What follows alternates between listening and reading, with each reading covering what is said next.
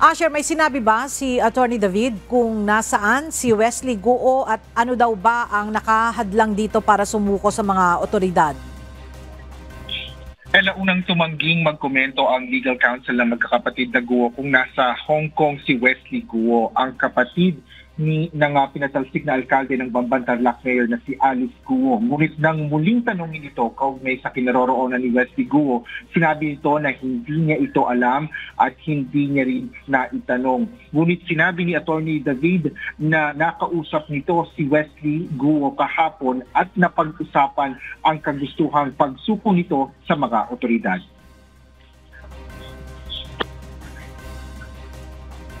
Gusto rin niya sumuko.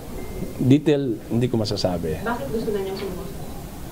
Siyempre, dumadating yung point ng isang tao yung nadi-discourage ka, di ba? Kasi yung makasama mo, nandyan na lahat, di ba? So, human being that we are, dumarating yung point ng kahinaan natin, gusto nating humarap. Which is actually, yun naman ang tamang gawin eh.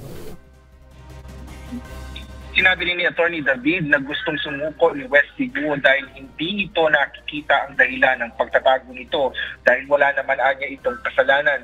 Tinatrabaho na rin anya nila ang pakikipag-coordinate sa mga lokal na otoridad para sa pagsuko ni Wesley Guo.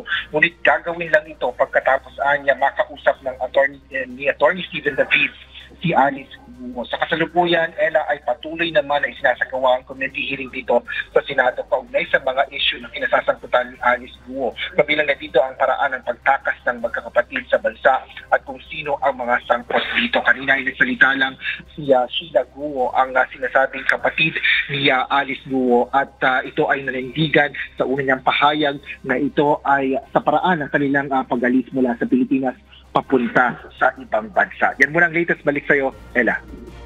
Maraming salamat, Asher Cadapan Jr.